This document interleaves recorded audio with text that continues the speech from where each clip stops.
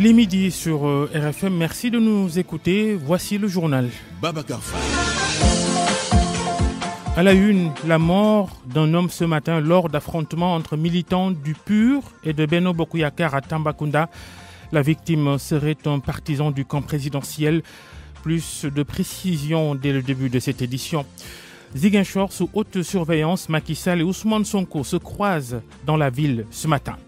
Les élèves de Mbour dans la rue aujourd'hui, protestation contre l'incarcération depuis 4 ans de Sayer Kébé, pensionnaire du lycée Demba Diop au moment de son emprisonnement pour apologie du terrorisme présumé. Merci d'écouter le journal sur RFM. À suivre les sports, le journal de Malal Junior Diagne et puis 12h25, le journal de la présidentielle avec Sorna Natambaye. Bienvenue, bonjour à tous.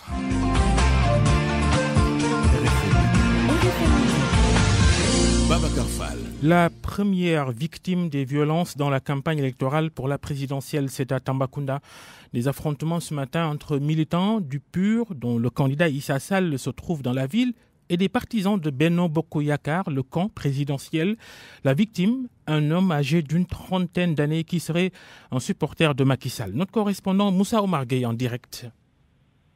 Vous l'avez dit, Babacar, le climat reste tendu au quartier Tambacounda. Des nuages de fumée enveloppent l'atmosphère. Il s'agit en effet des motos Jakarta, des pneus qui ont été incendiés par ces jeunes de Benno Bokk Yakaar très remontés suite donc à la mort d'un des leurs, Ibou Diop, âgé seulement de 30 ans.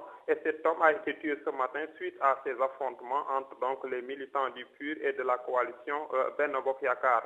C'est effectivement sous une forte en tout cas surveillance policière. Les pick-up en tout cas remplis de génies font des allers et retours entre le lieu de dépôt là où s'est produit les incidents et un hôtel de la place, là où également les militants et autres responsables de la coalition du PUR, en tout cas, ont été hébergés. C'est pour éviter qu'il y ait des affrontements parce qu'on nous signale que des jeunes de la presse sont répondés et ils ne laisseront pas cette situation comme ça se durer comme ça. Et pour leur Ibou Diop, lui, il a rendu l'âme, mais également ses proches et qui s'appelle Mamadou Vieux-Ndiaye.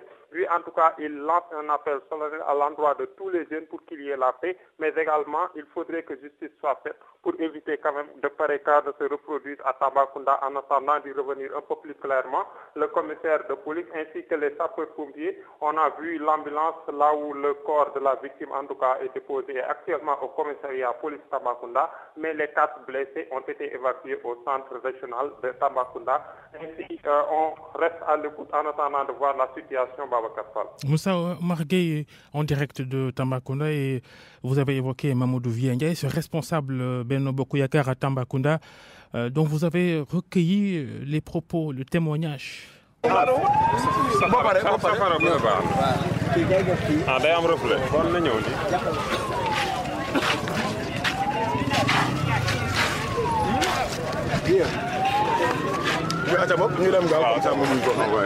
Voilà, monsieur, vous êtes un responsable de la coalition Benno Bokk Yakaar. Comment ça s'est passé? Je suis un responsable de la coalition Benno Bokk Yakaar. Je m'appelle Mamadou Ndiaye Divieux. Ce matin, ma femme m'a réveillé pour me dire que les gens du PUR ont décollé tous mes photos. Et ils ont pris des bonbons en écrivant sur la mur de ma maison « Votez PUR ». Lorsque je suis sorti, il y avait un de leurs responsables qui m'a croisé à la porte pour me demander pardon, avec le doyen Diallo qui était au cadastre. Ils m'ont prié, ils m'ont demandé. J'ai dit, j'ai laissé tomber. Parce que je me suis levé, j'étais vraiment chaud, j'avais voulu riposter. Même j'ai donné de l'argent que nous attaquer. Et on attend une réaction du PUR et son candidat Issa Sall prochainement sur les antennes d'RFM, un candidat que vous suivez pour nous, Daouda Diouf, et vous êtes témoin de ce qui s'est passé ce matin. Voilà, exactement, Babacar Fall. Donc, c'est au quartier pont de Tambacounda. Ce qu'on a vu sur place, c'est des posters du candidat de Benno Bokk Yakaar, le président Macky Sall, affiché donc devant une maison qui abrite aussi le siège du PUR du nom de le responsable local, Ousmane Diop. Et donc, des membres du PUR donc, sont partis badigeonner les posters de Macky Sall. Et de là, la mère de famille est sortie abreuvé d'injures ceux qui étaient sur place en demandant à sa famille d'en découdre donc à ceux qui étaient là-bas. Bon, on a essayé de calmer la situation 1h30 minutes après.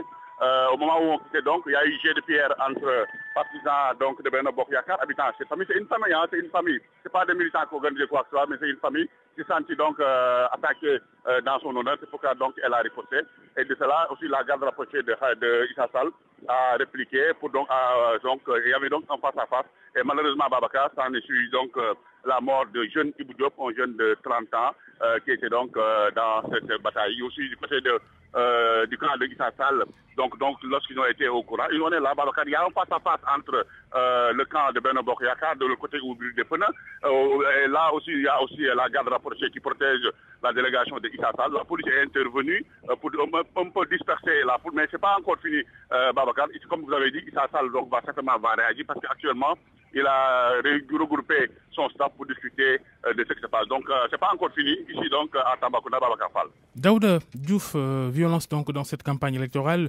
Ziguinchor d'ailleurs sous haute surveillance depuis ce matin. C'est pour éviter des troubles ce lundi. Les candidats à la présidentielle Macky Sall et Ousmane Sonko seront dans la ville et doivent tous les deux y tenir meeting. Les forces de l'ordre déployées dans presque toutes les rues.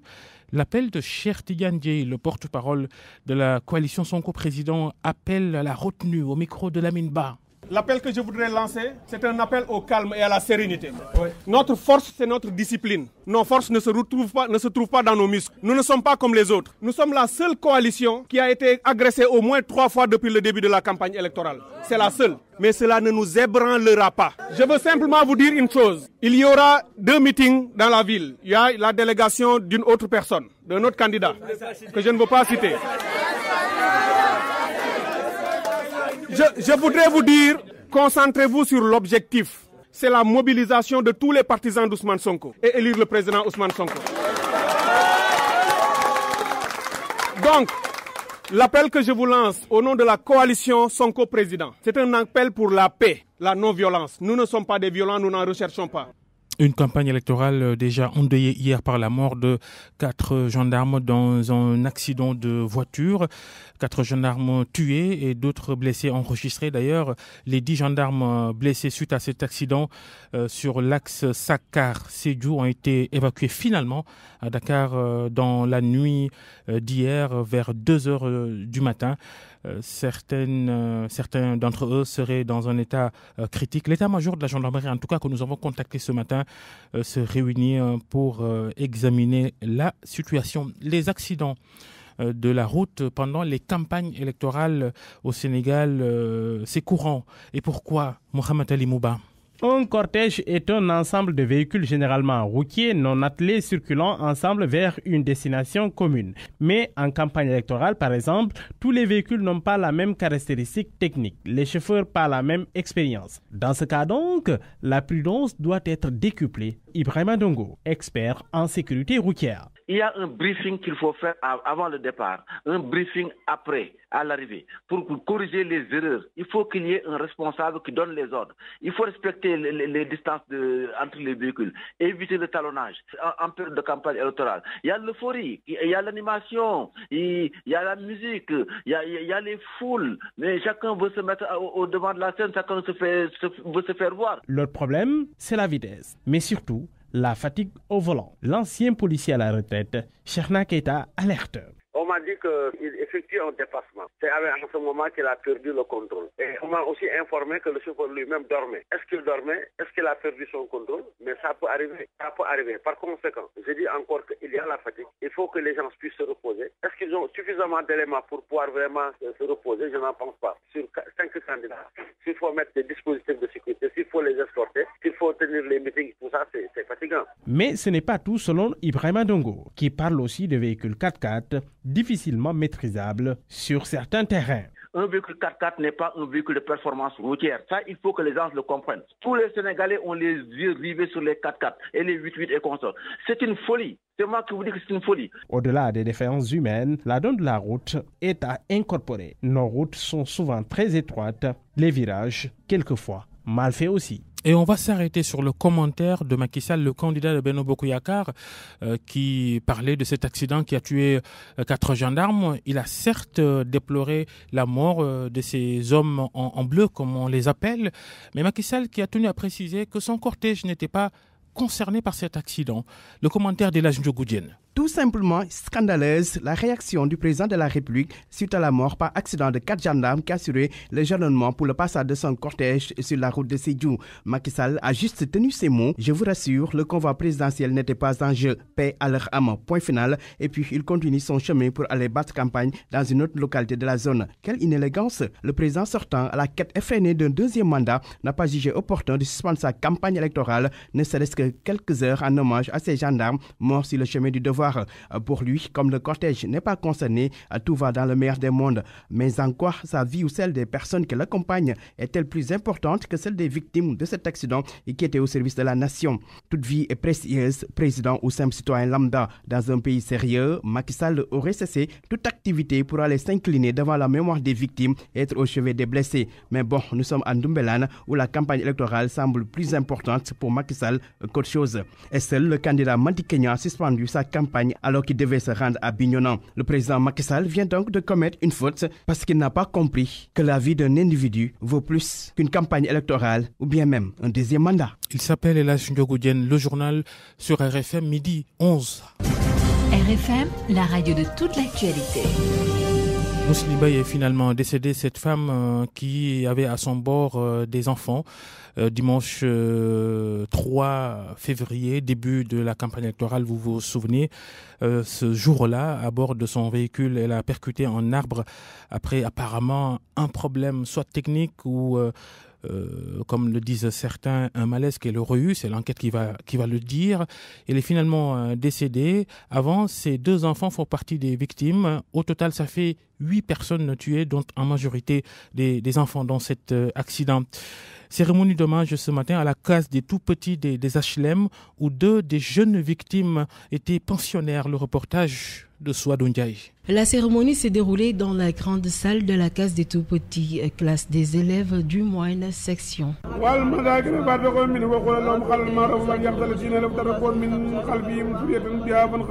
Un récital de Coran en hommage à Souadou Mbaye, 3 ans, et Abdoulrad Ndiaye, 4 ans, tous 2 décédés dans l'accident du 3 février. Une manière pour le directeur de la case des tout-petits, Daouda Cham, de montrer qu'il partage avec la famille. On a perdu 2 de nos enfants.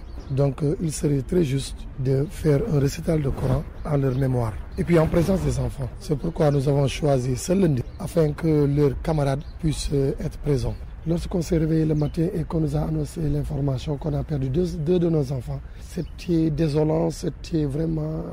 les mots nous manquent. C'était infernal. Et c'était difficile de pouvoir consoler les éducatrices. À gauche, dans une autre classe réservée à la petite section, maîtresse Awa est assise toute seule en boubou traditionnel, foulard noir sur la tête, Souadou et Abdoulrad, 2 enfants qu'elle n'est pas prête d'oublier. C'était 2 de nos meilleurs élèves. C'est pas s'ils ne sont plus là que je dis ça, mais c'est la triste vérité. Ils nous ont marqués. Raison de plus. Vous avez vu la tristesse qui nous a marqués jusqu'à présent. C'est la tristesse jusqu'à présent. Une cérémonie à laquelle ont assisté les élèves, parents d'élèves, proches des défunts, des enseignants et toute l'administration de la case des tout-petits, des HLM. Et qu'est-ce qui se passe dans la tête de quelqu'un qui, d'un seul coup, perd 8 membres, 8 proches? La famille de Mously Mbaye a besoin d'une assistance psychologique pour surmonter ce drame. C'est l'avis d'un psychosociologue, Ousmane Ndiaye, qui s'entretient avec Elhadji Ndiogou Diène. On a tendance à croire que le fait d'être bien entouré suffit pour que la personne soit soulagée et que le traumatisme qui s'est emparé de cette personne s'estompe et disparaisse. Les choses ne sont pas du tout aussi simples. La prise en charge par un psychologue permet à ces personnes de travailler sur l'événement, sur les personnes ou la personne disparue, sur les personnes elles-mêmes qui sont affectées. Combien de temps doit durer cette prise en charge psychologique? Plusieurs semaines, voire plusieurs mois, ça dépend de la personnalité des personnes en question et de leur rapport avec l'événement. Donc, estimer la durée, c'est à peu près 1 mois, voire même plusieurs mois. Et effectivement, ça dépend de la personnalité des individus en présence et de leur rapport aux personnes disparues. Aujourd'hui, 11 février, la journée mondiale des malades qui est donc célébrée. Au Sénégal, la prise en charge des personnes, surtout démunies, reste toujours un problème. Le reportage d'Assi Gaye, tout à l'heure dans le journal en Wolof de la Jassan Gaye. Et puis, c'est l'un des titres de ce journal. Plusieurs écoles de la ville de Mbour désertées ce matin par les élèves. C'est pour protester contre la détention depuis 4 ans de Saïr Kébé qui, au moment de son incarcération, était pensionnaire du lycée Demba Diop. Il est écroué depuis 2015 pour présumée apologie du terrorisme. Les élèves de Mbour ont tenu une manifestation dans les rues de la commune ce matin. Manifestation dispersée par la police. Il est 12h15, les sports. RFM Sport.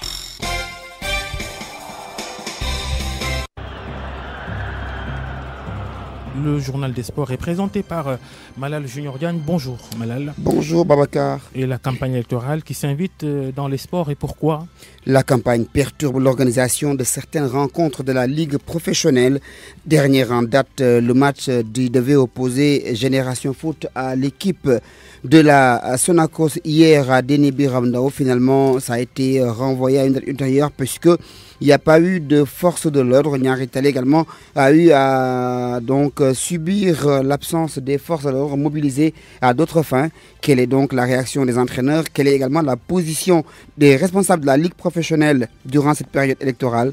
Réponse avec Sodekam. En cette période de campagne, le manque de force de l'ordre dans le championnat commence à se faire sentir. La rencontre Génération Foot Sonacos reportée hier en est une preuve. Alors une question s'impose. La Ligue Pro ne devrait-elle pas faire un break? Talafal, directeur de la communication de Génération Foot, répond par l'affirmatif. Je dirais pas non, d'autant plus qu'aujourd'hui on a même prévu avec un calendrier aménagé de s'arrêter à partir du 16 et 17 février, au moins pour faire le break. Maintenant, tout le monde sait qu'on a un problème de sécurité, donc il y a une campagne qui est là, bien présente. Donc l'idéal, ce serait au moins de s'arrêter pendant la campagne et essayer de jouer après les matchs pendant les mercredis et les week-ends. Parce qu'après tout, on est en championnat professionnel. Maintenant, c'est aux autorités de la Ligue de décider. L'entraîneur de Nyari Tali est dans la même lancée. Pape Thiaw affirme que cela peut même perturber leurs calculs, vu que son club a déjà 2 matchs à rattraper. Oui, c'est sûr, en ce moment, c'est un peu compliqué au niveau de notre travail, parce que des fois, on peut programmer des matchs à la dernière minute qu'on nous dit qu'on ne va pas jouer, donc et quand on a des programmations et des périodisations au niveau des entraînements, donc ça peut perturber. Mais bon, après, on sait qu'on est au Sénégal, et des fois, il faut s'adapter. Donc voilà, on le fait et on essaie de s'adapter. Interpellé sur cette question, le directeur exécutif de la Ligue Pro, lui, estime qu'il n'y aura aucun problème. Amsat Affal ajoute même que la Ligue Pro va continuer ses activités. Nous parlons de la Ligue Pro avec la suite de la 14e journée de la Ligue 2 aujourd'hui avec ses rencontres prévues dans l'après-midi. Uzo qui joue contre Diamono Fatick, Amitié qui joue contre le Port, Etix défie Sneps Excellence, la Renaissance joue contre le Cœur Major au classement de la Ligue 2. C'est Djambar, J Fatick et Guédiawaye qui occupent les 3 premières places du classement. Yugo et l'équipe de Etix ferme la marche Babacar. La suite de ce journal des sports est toujours du football et la CAN des moins de 20 ans. La suite, les demi-finales qui arrivent. Avec le tableau qui est connu pour mercredi prochain, 15h30. L'équipe du Nigeria joue contre le Mali et à 18h30, le Sénégal joue contre l'équipe de l'Afrique du Sud. Des matchs à suivre en direct sur la télévision Futur Média, mais également sur la radio RFM. Mais quel doit être donc le comportement de la Fédération sénégalaise de football vis-à-vis à cette jeune génération qui souvent réussit des prouesses là où l'équipe nationale A échoue. Il va falloir donc trouver des passerelles pour bien encadrer ces jeunes afin de leur permettre d'intégrer plus tard la sélection A. Tel est le point de vue de Momar Thioune, un de nos consultants. Quand on vient pour une 3e fois en demi-finale, c'est qu'on a l'habitude de venir à ce niveau de compétition. Maintenant, il faut essayer de s'appliquer pour venir jusqu'au bout. Et là, je demanderai aux dirigeants tout simplement d'éviter de mettre la pression sur l'équipe et son encadrement technique, de les laisser travailler dans la sérénité. Ce qui se passe au Sénégal, c'est que nous, on a des centres de formation bien gérés où le travail se fait excellemment bien. Moi, je pense qu'il faudrait que tous ces juniors-là qui déclassent dans les nouveaux clubs, il faut leur permettre de compétir et d'avoir une trentaine, voire une quarantaine de matchs dans la saison. L'équipe nationale locale peut en profiter et pourquoi pas créer une équipe nationale B. Créer une équipe nationale B dont Babacar serait peut-être intéressé par le poste de l'entraîneur. N'est-ce pas, Malal? C'est la fin de ce journal des sports. Merci. Revenez tout à l'heure à 13h15. RFM, la presse du jour. La revue de presse est préparée, présentée par Mohamed Ali Mouba. Bonjour. Mouslim Baye, finalement décédée. Elle a rendu l'âme hier à l'hôpital Grand Yoff de Dakar, où elle était admise aux urgences. Du coup, constate Rémi Quotidien, le bilan du tragique accident survenu dimanche dernier à Sicap Amitié s'alourdit. De 7, il monte à 8. Agent de Sonatel, Mouslim Baye a perdu dans l'accident 2 de ses filles. Week-end macabre aussi dans le sud-est du pays. 4 gendarmes qui meurent tués dans un accident. La mort s'invite dans la campagne, constate le journal LAS. 4 gendarmes tués dans le cortège de Macky à Sédhiou, rapporte le journal Le Quotidien. Une campagne à 100 à l'heure, titre l'Observateur. Le journal Enquête parle de campagne meurtrière, d'une première semaine macabre, les différentes caravanes impliquées. Le confrère note que l'accident d'hier a enregistré aussi une trentaine de blessés. Plus gai, politique, campagne électorale, Maître Abdoulaye Wade continue de manœuvrer. Le journal Les Échos note que le pape du Sopi installe son QG au Terroubi et consulte à tout va. Il reçoit longuement Sonko, parle de tout sauf du soutien que ce dernier attendait. Le PDS écarté, Viviane participe aux audiences. Karim Wade gère tout à partir de Doha. Des membres du comité directeur préparent une contre-déclaration en cas de soutien à Ousmane Sonko. À ce niveau, les confrères s'interrogent sur la démarche du leader de PASTEF. Direct Info constate que Sonko court dans tous les sens et n'hésite pas à se lier au symbole d'un système qu'il combat. Les accointances avec Wade entrent dans ce qu'il convient d'appeler les paradoxes d'une démarche. Mais au Sénégal, constate le confrère, la politique a sa dynamique propre et résiste aux serments les plus mirobolants, fussent-ils ceux d'un anti-système.